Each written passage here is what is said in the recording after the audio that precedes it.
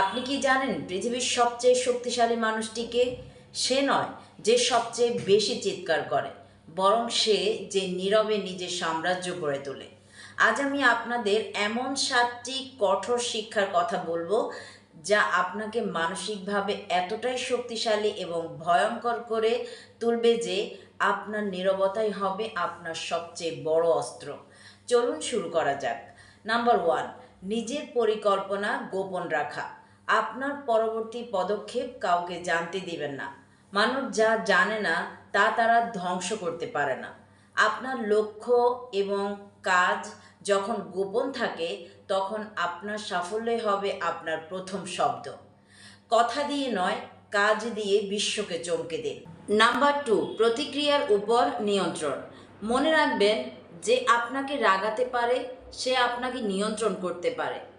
কেউ আপনাকে অপমান করলে বা সমালোচনা করলে তাৎক্ষণিক প্রতিক্রিয়া দেখাবেন না।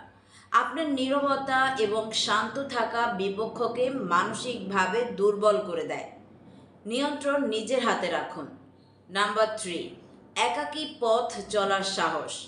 অধিকাংশ মানুষ ভিড়ের অংশ হতে চায়, কিন্তু বাঘ সবসময় একাই শিকার করে। নিজের সমস্যার সমাধান নিজেই করতে শিখুন।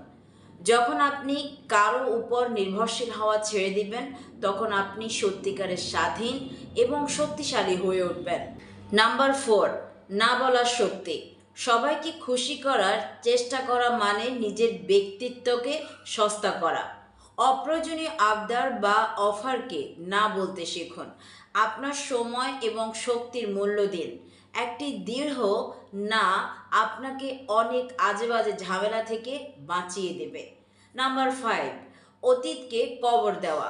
অতীতের ভুল নিয়ে যারা পড়ে থাকে তারা ভবিষ্যতে এগোতে পারে না। ভুল থেকে শিক্ষা নিন, কিন্তু সেটা নিয়ে অনুশোচনা করবেন না। আপনার বর্তমানের পরিশ্রম যেন অতীতের সব ব্যর্থতার জবাব দেয়। নাম্বার 6, সস্তা প্রশংসা ত্যাগ করা। মানুষের হাততালি বা লাইক পাওয়ার জন্য কাজ করা বন্ধ করুন। নিজের মানদণ্ড নিজেই তৈরি করুন। যখন আপনি বাইরের লোক কী ভাবছে তা তোয়াক্কা করা ছেড়ে দিবেন, তখন আপনি মানসিকভাবে অপ্রতিরোধ্য হয়ে উঠবেন। নাম্বার 7, পর্যবেক্ষণের ক্ষমতা বাড়ানো। বেশি কথা বলার চেয়ে বেশি শোনার অভ্যাস করুন।